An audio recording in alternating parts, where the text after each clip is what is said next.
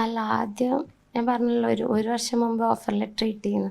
അപ്പം മുതൽ ഇയാൾ വിളിക്കും, ഇടയ്ക്കിടയ്ക്ക് വിളിക്കുന്നതെല്ലാം ജോലിയുടെ കാര്യം പറയണം.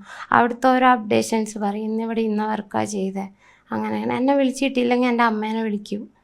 എനിക്ക് പിന്നെ ഇടയ്ക്ക് ശല്യമായിട്ട് തോന്നി, കാരണം 3 നേരമൊക്കെ വിളിക്കുന്നു. അതും പറഞ്ഞ കാര്യം തന്നെ ഇയാൾ പറഞ്ഞുകൊണ്ടിരിക്കുന്നു. അമ്മേനെ വിളിക്കുമ്പോൾ ഞാൻ പറഞ്ഞു, അമ്മ എടുക്കല്ലേ. അമ്മ പറഞ്ഞു, എന്താ പ്രശ്നം എന്താ ചോദിച്ചു. ഞാൻ പറഞ്ഞു, അല്ല അയാൾ പറഞ്ഞ കാര്യം. അമ്മ പറഞ്ഞു, പ്രായമായിട്ടുള്ള ആളല്ലേ. അപ്പോൾ അയാൾ എൻ്റെ അടുത്ത് പറഞ്ഞൊരു കാര്യമുണ്ട്, എനിക്ക് എൻ്റെ വീട്ടിൽ സപ്പോർട്ടില്ല, ഈ ഒരു പ്രോപ്പർട്ടി തുടങ്ങുന്നതിന് എനിക്ക് ആരും സപ്പോർട്ടില്ല.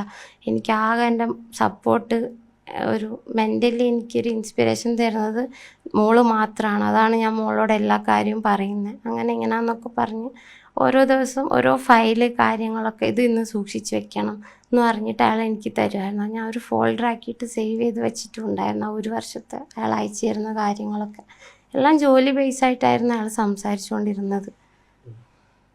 പിന്നീട് പതിയെ വഴി മാറി തുടങ്ങിയില്ലേ? അപ്പം മുതൽ എതിർക്കാൻ തുടങ്ങിയിരുന്നു.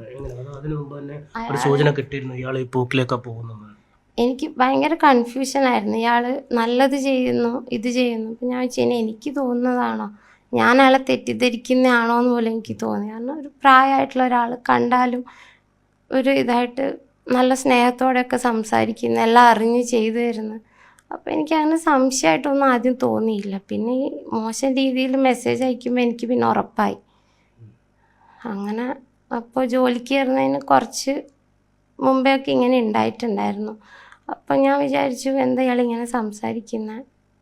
പിന്നെ വെച്ചു, മെസ്സേജ് മാത്രമല്ലേ ഉള്ളൂ.